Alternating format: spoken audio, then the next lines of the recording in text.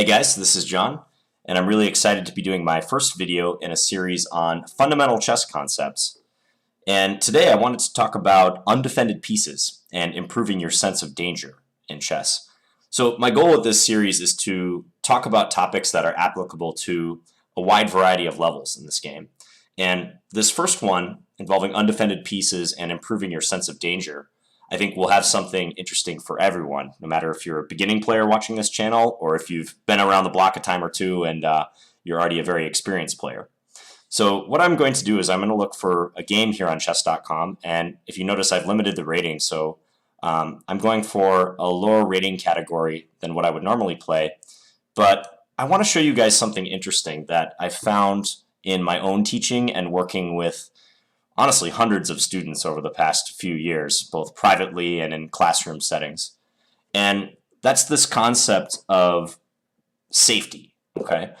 And simply put, lower rated players, and I'm going to start with, I'm actually going to play d4 in this one. Lower rated players and those who are taking their first steps in chess have a real problem with undefended pieces, both in their own position and recognizing them in their opponent's position. And I've long believed in chess that you can get to a pretty decent level simply by recognizing when you have loose pieces of your own and taking advantage of the times that your opponent has loose pieces. Okay, and what I'm going to do with these couple games that we play, and I think we're going to play 2 games in this video, is I'm going to play in a manner that I consider to be pretty safe. And I'm going to show you like what sort of opportunities present themselves when you focus on having a sound position, following basic concepts, and not leaving yourself hanging out to dry. Okay, because I can tell you from my own students in the beginning players that I work with, the times that they most often get into trouble and the biggest leaks in the game that are apparent are in situations involving undefended pieces. So I'd be willing to bet that this player, Nostradamus, gives us at least a few opportunities to simply win material without us having to do too much in this game. Okay, so I chose an opening, and I know I was talking over the opening moves here. I chose an opening that's very solid for white. It's the London system. I'm not advocating that you play this opening necessarily. I'm just using this for illustrative purposes. But notice already my position. I have virtually everything defended. Okay, my bishop that I brought out to f4 is anchored by my pawn on e3. My pawn that's foremost in the center on d4 is defended by this e3 pawn. My knights are communicating with each other on d2 and f3. Basically, you want to get in the habit of constantly scanning your position for weaknesses. This isn't something that ideally you would do on every single move. Eventually, it will become like a subconscious thing. And that's why when you look at games of good players, it's almost like they have this sixth sense for knowing when they have something loose in their position. Okay, so here, just scanning the position, can you see any potential weaknesses that I have? There aren't many. In fact, I think the only thing that maybe stands out is this undefended pawn on b2. Now, I could try to push it, like let's say pawn b3, but if I'm anticipating ways he can attack this pawn, what's the only way he could do that? You can pause your video if you like. What's the only way black could really attack the b2 pawn? If you said queen b6, you're right. So queen b6 is a move that I would want to have on my radar because that would attack one of my undefended pieces. Okay, as it stands now, I'm going to play a pawn advance. I'm going to go c4. And before I played c4, I just checked to make sure that I had it defended. And I do. I have it defended by my knight on d2 and also my bishop on c4. And we'll see how he responds. So just being aware of the concept of undefended pieces and actively working to improve your sense of danger in every game that you play, that can already be a source of significant confidence if you're a player who's just taking his first steps in chess. Because most people are just simply unaware how many times during the course of a normal game that they're giving their opponent just easy opportunities based on undefended pieces. I always compare it to, it's like unforced errors in tennis. I'm going to play rook c1 here, just further reinforcing this pawn and maybe making use of the file. But it's like unforced errors in tennis. You know, good tennis players, they always get very upset with themselves when they double fault on a serve because that's just essentially handing a point to their opponent without their opponent having to do anything. Literally, you couldn't get the ball over the net twice, and you just gave your opponent a point as a result. That's the same thing you do in chess whenever you give away a pawn for no reason. You're just digging yourself a hole. Your opponent didn't have to work especially hard to do it.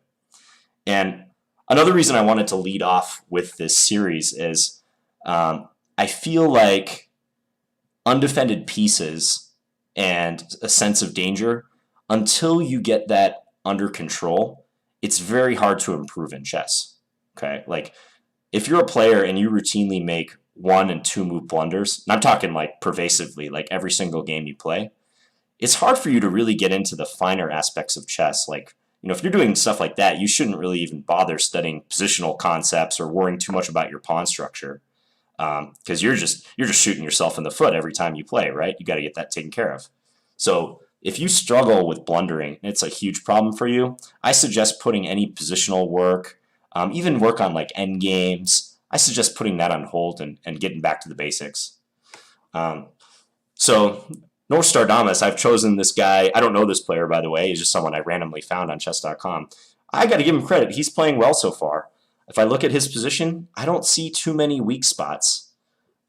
He's done a good job of defending his pawn center. So this pawn on d5 is well protected. It has 1, 2, 3 defenders, his knight, his queen, and his pawn. I'm scanning the position right now for weak points that I could maybe attack. One thing I notice is his b pawn. It's currently defended by his bishop. I think when he moves his knight back to f8, he's planning to bring this bishop out.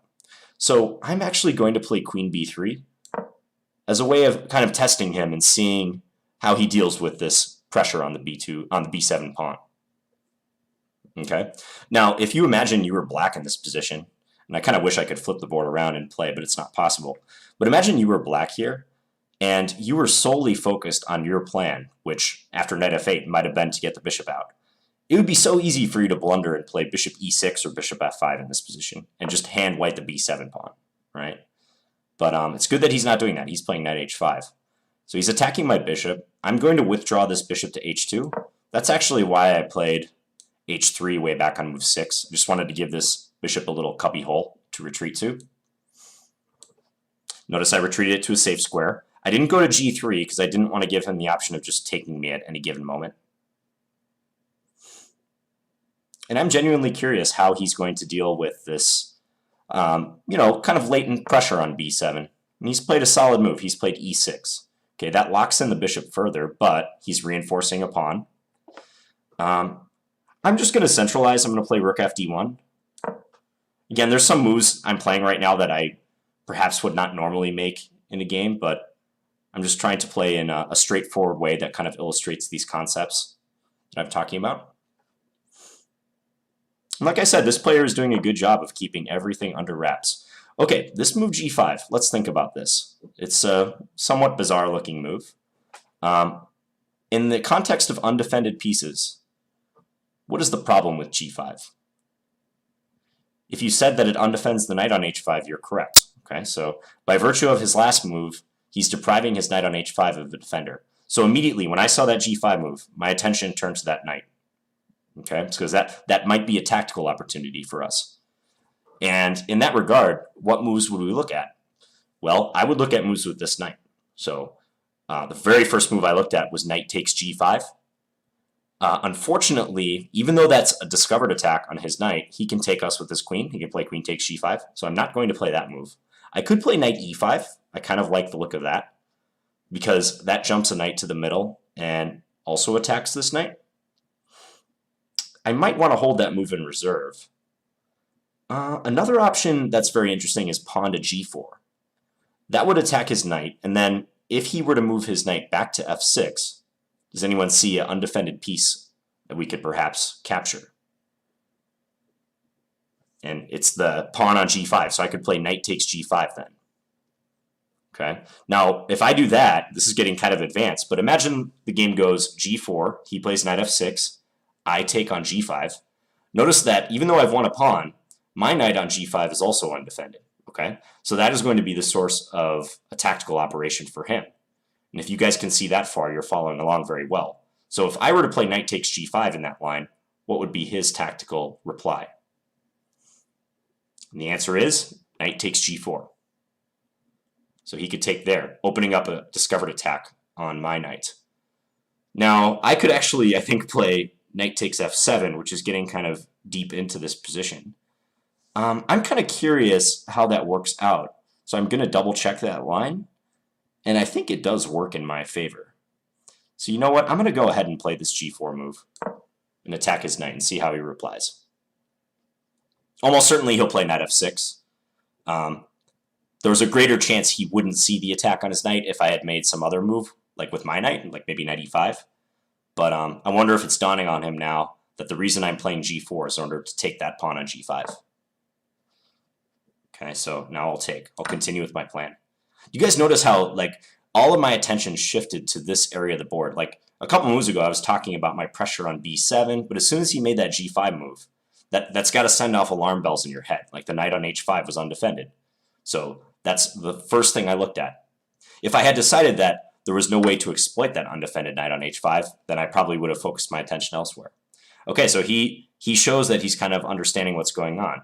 So he's doing a discovered attack on my knight, with the queen now hitting g5. So if I were to simply take back, he's going to take my knight. But I'm going to do this in-between move. So this is like a desperado sacrifice, they would call it. So I'm trying to get maximum value for the knight that I know is going to be lost for me. Okay, and I think if I'm calculating this correctly, I'm going to win a pawn based on this combination when all is said and done. And that started way back when he played g5 a few moves ago. But given this guy's rating, I think, and the fact that he's playing an IM, I think he's doing a great job so far. I give this player a lot of credit. So he plays queen h4. That's interesting. He's not taking my knight. He's going for a counterattack. I think I'm just going to take his knight, and I could play pawn takes or bishop takes. I think I'm going to go bishop takes, actually. I trust that a little bit more. So notice by playing bishop takes, I'm defending this potential weakness on h3. Now I would expect him to take my knight. Nothing else really makes sense for him. And when he takes my knight, I'm going to attack. I'm going to play, I think knight f3 will be the move I go with. So attack the queen. Just try to back him off a little bit. I like the fact that I can maybe now get into e5 or potentially g5 later. And I've won a pawn through all this. I've got an extra f pawn compared to him. So we'll see where he puts his queen. I'm constantly scanning the board for more weaknesses, more potential weaknesses I could attack. I'm checking to see if I have undefended pieces. Everything looks pretty secure for me. My knight that he's eyeing is defended by my bishop, so I like that. I could check him on h5 with my bishop, but he goes knight to g6. Just seeing if I have any tactics based on that operation, because it's kind of tempting. I don't see anything off the top of my head. Bishop e5, I'm very tempted to play. Bishop h5 check, he goes knight g6. I could go bishop e5. You know, I'm just gonna play it simple. I'll bring the knight into e5 with check. I expect him to play king g8 to go back. And when he does that, I'm just going to prop up my knight. I'll play f4. I kind of wish I chose an increment time control for this, maybe like 10-5 or something. Maybe we'll do that in the next game, but I'm getting a little lower on time, so I'll just be playing more moves and talking less.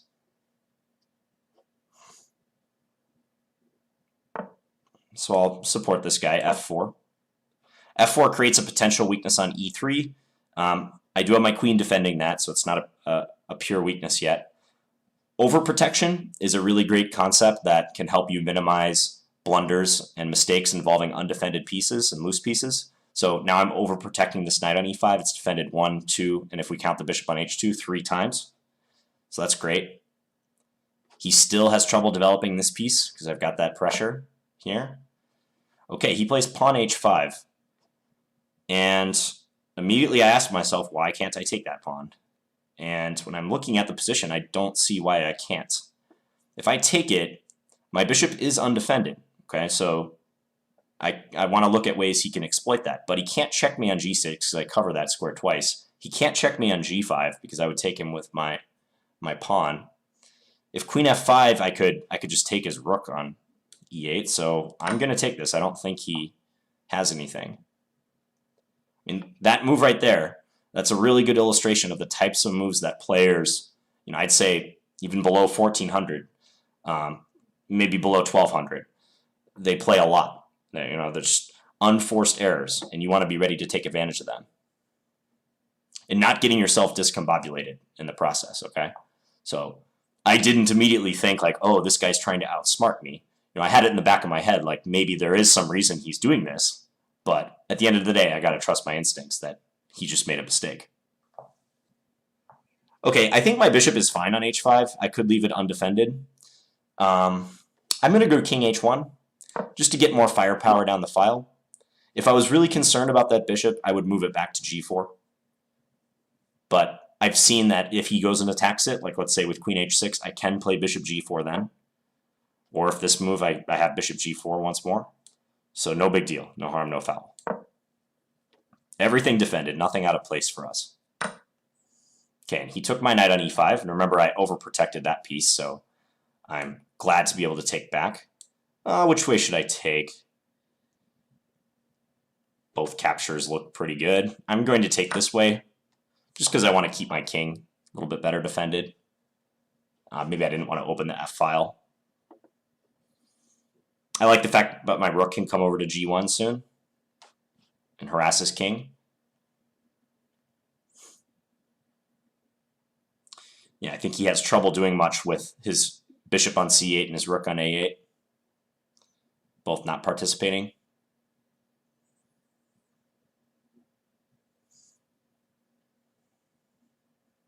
Yeah, I think he's trying to figure out what he can attack, but it's not easy. There's not a lot for him to do. Rook g1 will be my next move if I get a chance. If he plays bishop d7, I might even grab on the pawn on b7. He plays b5, so he's lashing out a little bit. It's probably not a bad move. I'm just going to push. I'm going to keep this closed. I just didn't want his bishop to become a problem down this diagonal. So I'm going to do that, and then I'm going to play the rook over to g1.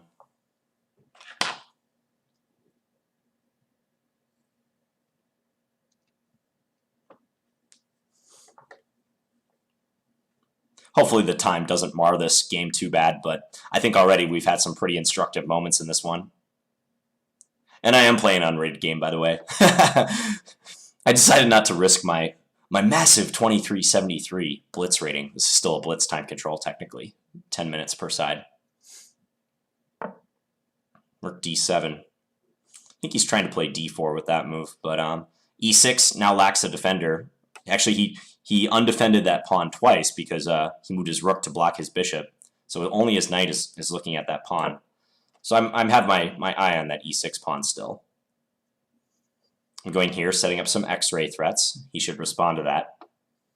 He should move his king or block with his rook g7.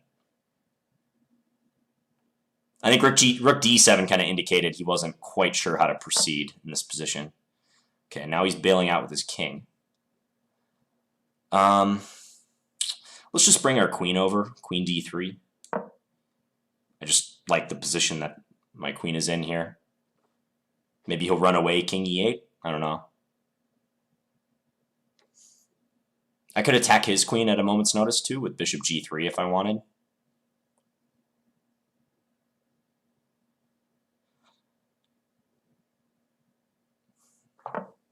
He offers a trade.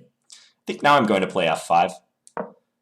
Before I played f5, I checked to make sure this pawn advance is properly supported, and it is by my bishop on g4 and my queen on d3. 2 defenders. He has 2 attackers, but it's no problem. Okay, good move by him. So he's saying that if I take, he's going to win my queen. It's good thinking. I'm going to support this pawn again, kind of anticipating that he might bring this rook over, and he does. And Yeah, that's actually a pretty good move. I'm going to go here, reasoning that if he takes my pawn, I can play bishop h5. But, yeah, and he's probably going to let me do that. But that was good thinking on his part, at least, like trying to attack that pawn multiple times on f5. It was a smart strategy. He should take my pawn on f5. He doesn't really have much of a choice. And unfortunately, he took with his queen. So, yeah, undefended or weakly defended piece error. So he didn't see that I could play rook takes queen. Now, I'm not going to take his rook yet. I'm just going to keep piling up on that piece.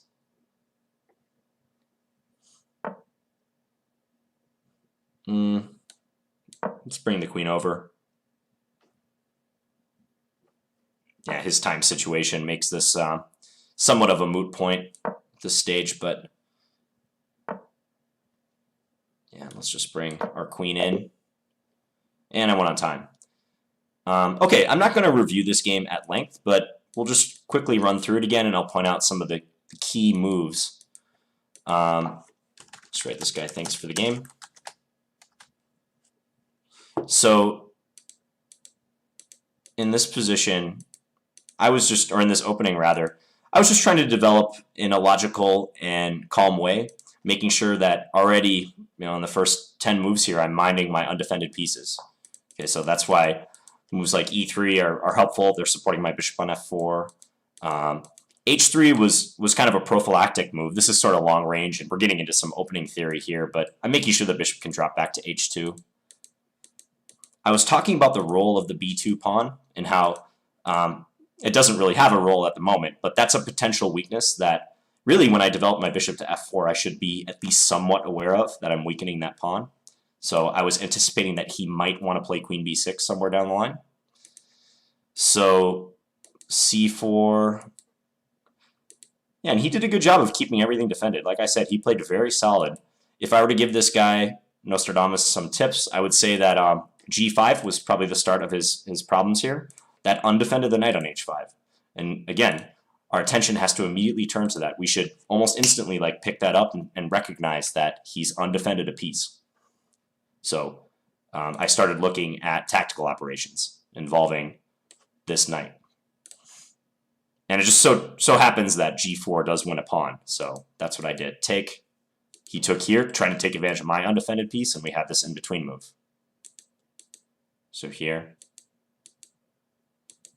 And the other major moment, notice I got the knight on e5 and I anchored it very well. So kind of investing in the future of my knight on e5.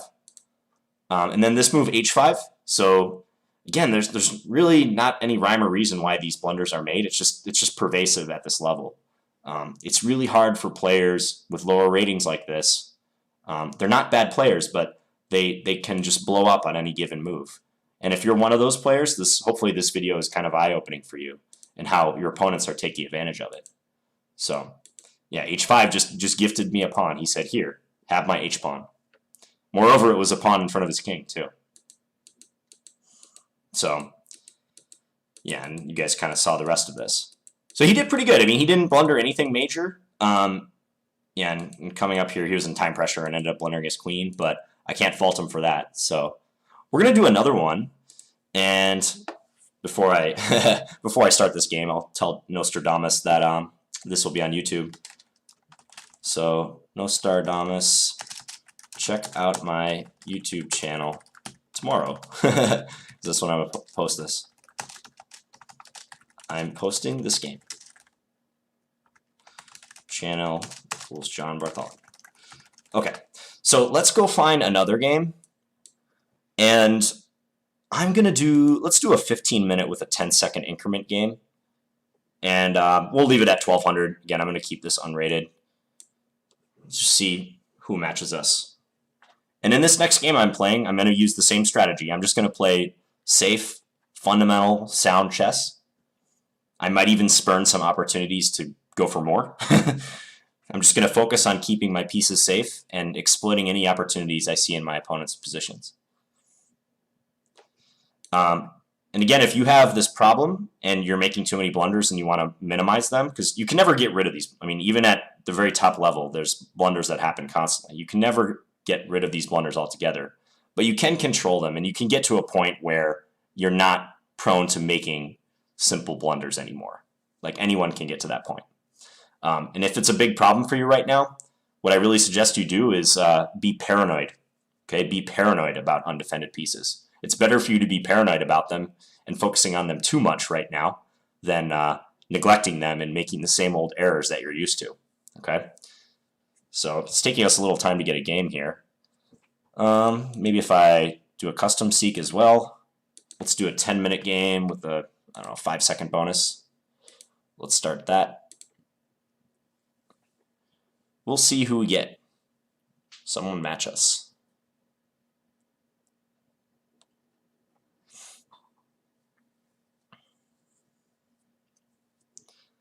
Oh, don't you hate the downtime in a chess video? Waiting for a game. Someone play me. What about this guy? This guy's right at 1200, which means he could be almost any strength, because I think that's a provisional rating. Still matching, still matching. Really want to get one more game in, because I'm pretty confident in this theory that, you know, you can win games at this level just purely paying attention to your undefended pieces and improving your sense of danger. And if you're out there and you think you're above this sort of mistake, I mean, give it a shot. Okay, this guy's exactly 1,000. I'm going to play e4 this time. I played d4 in the last game. So we got e5. Oops, I did not mean to resize that window. Sorry, guys. Go here. Okay, so play knight f3. I don't think this player is provisional, but he might be. Whenever their ratings are like even numbers like that, even whole numbers right at 1,000 or 1,200, sometimes that indicates they might be provisional. Okay, f6 is actually a pretty bad move in view of knight takes e5, but I don't want to do that. Knight takes e5 is the way that you refute this line, if you're curious. But I'm just going to play a developing move, bishop c4. I'm going to attack this knight on g8. I'm not expecting to win it right away, because it is defended by the rook. But I think this diagonal, the fact that it's weak, could give me some opportunities. We'll see. f6 does have the right idea. It defends his pawn on e5, but unfortunately it's not a great pawn move. I have this saying that my students have heard before, and I think I actually heard at a chess camp one time. It's the f-pawn stands for forget about it. Okay, so the f-pawn at the beginning of the game, for most people, you should just forget about moving that pawn early on, unless you're a good player who knows what he's doing. Okay, so his bishop on c5 is undefended. My bishop on c4 is undefended. That's not too relevant right now because we can't take advantage of it, at least not yet. But I'm going to advance in the center and play d4. This is a good strategy if your opponent's making too many pawn moves in the opening, in an e4, e5 opening especially. You can try to advance and open up the middle ASAP. Okay, so he moved this piece. I'm just going to block with my pawn and see where he puts this bishop. It would have been interesting if on the previous move with his bishop on c5 he had captured on d4, because then after knight takes d4 I would have had a typical loose piece tactic available, and that was queen to h5 check would be my threat, which would have been a fork on his king on e8 and his bishop on c5. Okay, so he's come back to d6, which overprotects the pawn here. You know what? I'm gonna play an early queen b3. So the threat of this move should be apparent. I've got a battery and I'm attacking his knight on g8. And let's just see if he notices that. Okay, I mean, it's kind of hard to make assumptions about this player's strength, but a lot of times they just won't notice this at this level. And we haven't given them much to chew on so far. We've got everything pretty much safe and sound. We've got two undefended pawns, e4 and g2, but I've checked and I've made sure that he can't exploit those. Normally I wouldn't advocate moving the queen this early. Okay, so he did see the threat, at least I presume he did, because he moved the knight out. Now, I could take and really mess up his pawns, and I think that's just an all-around good idea, so I'll probably do that. I could also take on e5, it's interesting. Let's just do this, and I expect him to take back.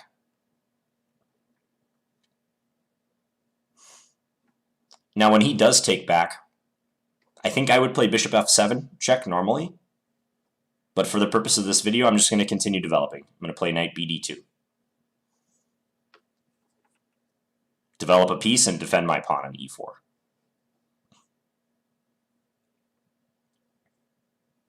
A little surprised he's spending this much time.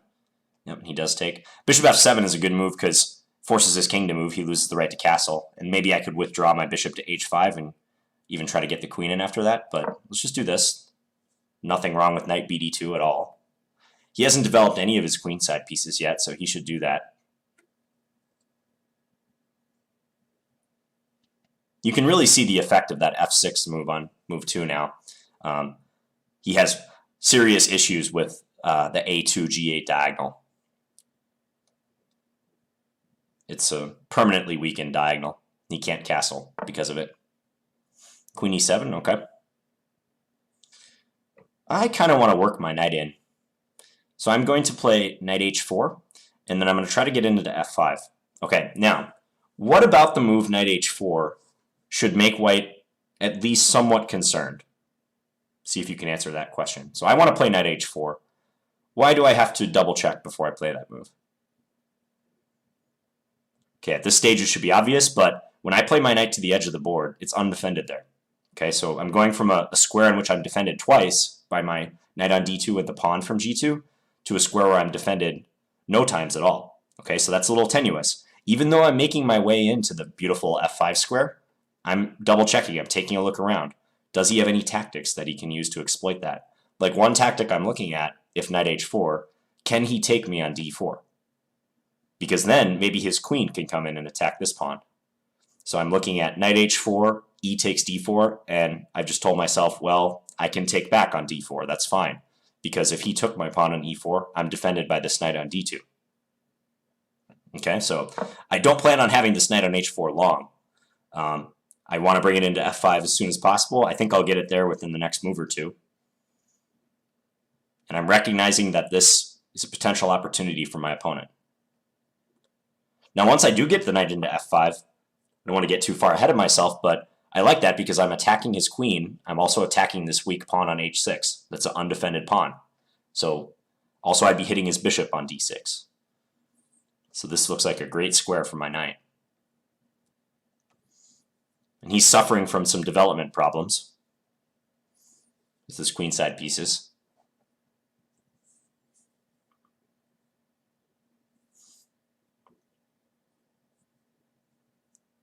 We'll see how he responds.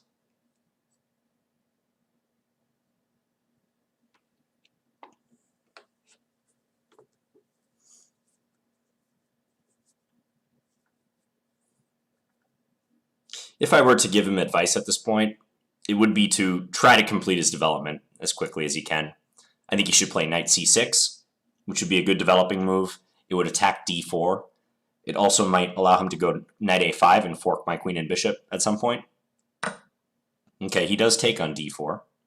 I could play knight f5 immediately, but let's just play it simple and recapture. Again, if I had planned that capture in advance, then I would want to make sure, again, there's no issue with the knight being undefended on h4. Okay, so he's bringing this in. I think I see his idea. Okay, I think he's planning to take my knight, and then when I take back with the king, he wants to take the pawn on e4. Okay, so I see that there's a potential flaw with that plan, and I'm going to try to bait him into falling for it, okay? And the potential flaw is that, let's imagine knight f5, bishop takes d2 check, king takes d2, queen takes e4, okay? It's not necessarily a undefended piece problem, but it's an alignment issue for him. His queen and his king will be aligned on the same file.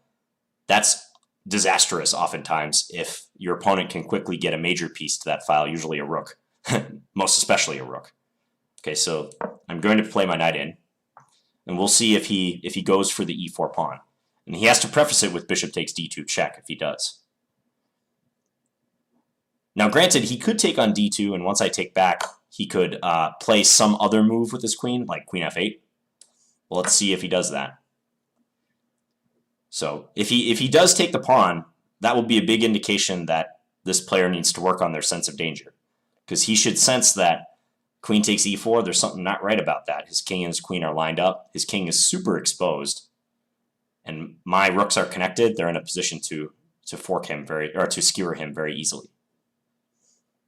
I think he sees it because he's taking some time now. He's not immediately grabbing the pawn on e4.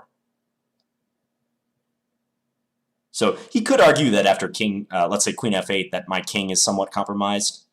So this is not going to be terrible for him. Okay, so good move by him, queen f8. Not taking the pawn. He's not getting greedy. All right, so I'm scanning the position for weaknesses that I might have. This pawn on e4 is a little loose still, but we've already shown that he can't really take advantage of it. I'm just going to play I think a solid move with my rook. I'm going to defend my pawn, and I'm going to line up my rook with his king. Nothing fancy, but I kind of wanted to move my queen over, let's say to either g3 or h3. g3 would be interesting because it would hit that undefended pawn on c7.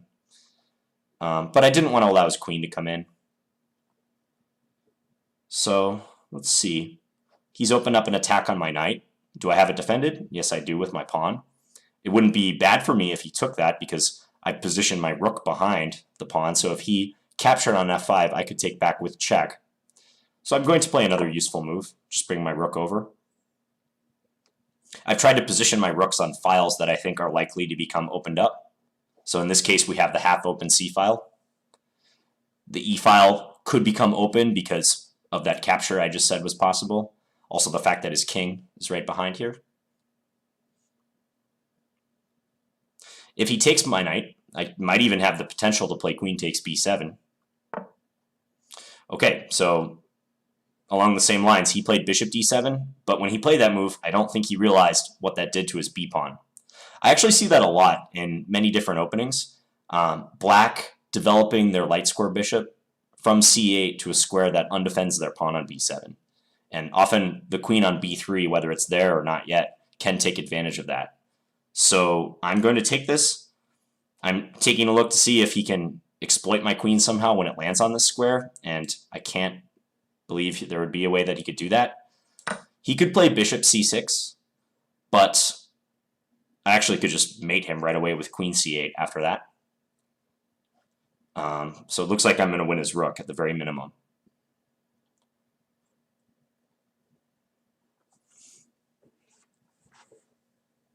Yeah, this is not looking good for him. But bishop d7 was an unforced error. It's a very difficult position for black regardless, but his position collapsed even quicker because he didn't recognize that he would have that undefended pawn on b7. We'll see what happens here. If this game ends in the next few minutes, I think I'll do one more game. Yeah, and so this does lead to checkmate now. So queen c8 mate. Don't even have to go for the rook. Okay, so in this one, as I was saying, f6, the f pawn stands for forget about it. Don't move that pawn too early in the opening, unless you really know what you're doing. That goes doubly for e4, e5 openings. And knight takes e5 is the refutation. We won't get into that here, but okay, so the tactic that I was referring to with the potential undefended piece is here. If takes, and then knight takes. Notice I have my knight defended, so that's no problem. If he takes it, I can take back with my queen. But a tactic I've seen very often in this position, let's say he plays, oh, I don't know, knight c6. See if you can find the tactic for white. How can white win material? Correct answer, queen h5 check. Okay, so tactical opportunity based on this loose bishop on c5 allows us to go check, and once they respond to the check, we'll grab that bishop. This stuff happens all the time at the lower levels. And you want to be the player that recognizes that. Oh, did I lose the game? I think I lost the game, actually, because it was it went into examine mode. I'm just going to click analysis. I can't get it back. Reload? Okay, well, the main things that he kind of blanked out on, though, in that game was that kind of bad move f6 in the opening. That wasn't really an undefended pawn move, but he did move his bishop a lot too. He went bishop b4 check and back to d6. Later on with the whole bishop takes d2 operation, I don't think that was so good. And of course at the end, giving me the b pawn. Okay, so to wrap this up, let's do one more game. We're actually going to make this a faster game. I'm going to do let's do a 5-2 game. I'm going to look for the same. Let's increase even the rating minimum. We'll do unrated again. I think this error will be even more pronounced in faster games, so a 5-2 game. Now I'm going to use the same strategy. I'm just going to keep things defended, and I'm going to exploit ruthlessly the undefended pieces in my opponent's position. Hopefully I'm hammering that into your heads by now. No one wants to play me. 5-2 unrated. Okay, we have a taker, Mr. Nails. Are you going to be tough as nails, Mr. Nails? Or are you going to hand me pieces? Okay, this E3 system's already really solid. When a player plays that, usually it shows that they're thinking in terms of undefended pieces. They might be a more cautious-minded player. Okay, my bishop on f5's attacked. I want to do something about that. I'm just going to take him. Keep it simple. Now, he has queen b5 check. Notice that this pawn is undefended. Remember, I was talking about developing that light square bishop early. Makes this a weak pawn. So I'm going to play a prophylactic move that defends against queen b5. He castled. I'll just play knight bd7. So far, so normal. I'm going to reinforce this pawn here. He had that pawn defended by his queen, so no tactics or anything possible. Just developing. He's attacking my bishop, so let's retreat. b4. He's already getting a little aggressive on that side of the board. Oh, let's castle. He might go b5 and try to storm me. I'm going to break with e5. Before I play e5, I check to make sure it's safe. I have 2 defenders of that. He has 2 attackers, so it's fine. The number of defenders equals the number of attackers. We're fine. Now, what is my threat? My threat is to play pawn e4 and fork him, his knight and his queen. That's not an undefended piece opportunity, but it's a threat nonetheless. So he took. I'm going to take back. Yep, he recaptures.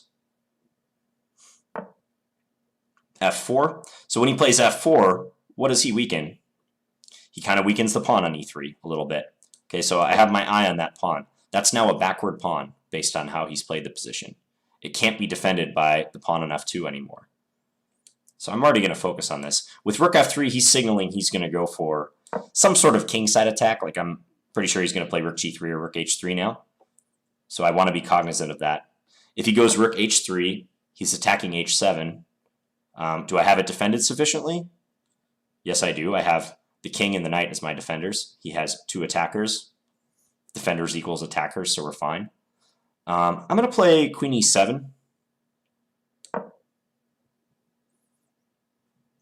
Yeah, and I'm just going to take aim at this pawn again. This is solid. It allows my rook to come over. Let's go rook a d8. He might try to lift this other rook. Who knows?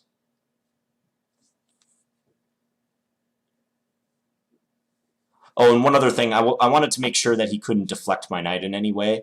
Actually, with g4, he's trying to exploit that. He's saying, here, go ahead, take my undefended pawn. But if I did that, he would play queen takes h7 check, and I would soon be mated. King f8, queen h8. So I think I'm actually going to stuff my knight on e4 as a way of trying to diffuse his little initiative he has going. So I'm blocking his queen from attacking h7. I like the fact that my knight is supported many times. The pawn's defending it. I have my queen and rook backing it up. Again, if you have trouble with undefended pieces, overprotection is your best friend. You can overprotect till the cows come home until you take care of this problem. It's not a bad strategy. I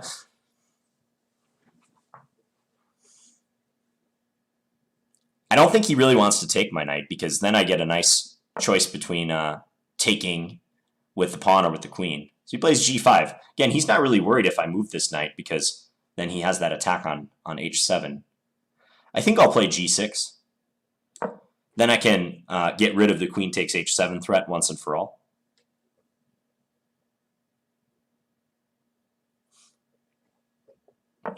I've noticed that his rook on h3 was undefended, so I was looking at some tactics for a second based on that. Let's see. His pawn on b4 is kind of weak. This was a good move because it did defend that, so I don't mind that move for him. My rook is x-raying his queen, so I really want to get stuff involving the d4 advance going. But, you know, I really want to get rid of this pawn on c5 too. So let's do this. Let's go ahead and play b6 and try to undermine. I am creating a weak pawn on c6. So before I played b6, I wanted to make sure it was safe to do that. The most likely piece he could use to attack c6 would be his knight, but he's not in a position to maneuver that knight to, like, say, the d4 square quite yet. So I'm thinking he'll take, and then I'll get to take with my bishop. And I like the fact that my bishop's on the diagonal with his king, and it will be attacking the pawn on e3. Okay, he went there. So what do we think his idea is? I think his idea is to double rooks. He's going to play rook h3. I have a couple ways I can deal with this. I could play h5. That's an interesting move. Because then if he takes en passant, I would win his rook. But I think I see a tactic involving this undefended rook, so I'm going to go for it. It's knight takes g5. And if he takes me with his pawn, I take with my queen, and his rook is going to be in trouble because that's a fork with check. So that's what I'm going to do. I'm going to take. You see how as soon as he undefended that rook again, I had a tactical opportunity. I can't claim that's going to happen every single time that one of your opponents like undefends their piece, but it's a huge red flag. It's a huge indicator that something is present. And if you're not in the habit of recognizing that, you're going to miss a lot of tactical opportunities. So, even though I was up a pawn in this position to begin with, actually, was I up a pawn? No, I don't think I was before I did knight takes g5. Even though I had a good positional game, maybe, I think I'm going to win this game based on recognizing that knight takes g5 opportunity. Okay, here there's lots of targets for us. There's this pawn on h2 we can swoop over and attack. The pawn on b4 is undefended, although I notice if I take that, he might have ideas with knight takes d5. There's an x-ray on my queen. I notice his king is lined up with my rook. We've been discussing this in a couple games, so d4 is a really strong move here. I'm going to spurn the opportunity to take one of his weak pawns in favor of this, just because it's that strong. So that's a pretty brutal move.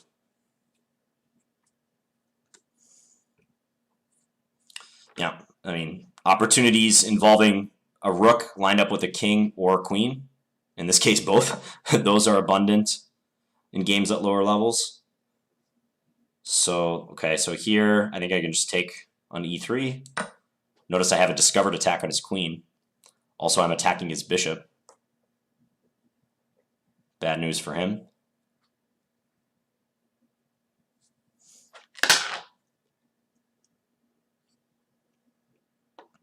Yeah, and I think he's recognizing at this point that he doesn't have much going for him. Too many threats.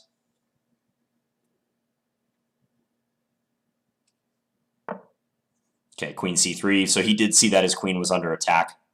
Unfortunately, it's just kind of too little too late at this point. So I'll just take, and I'm doing that with check 2. Discovered attack. Doesn't have too many options. He can block or he can move his king to f1. Undefended piece on d1. I can go after that if I want. That's pretty simple. So I see a checkmate in 2, so I'm just going to go for that here. And if king g2 only move, I can play queen takes h2 mate. So that looks like it'll be the end of the game.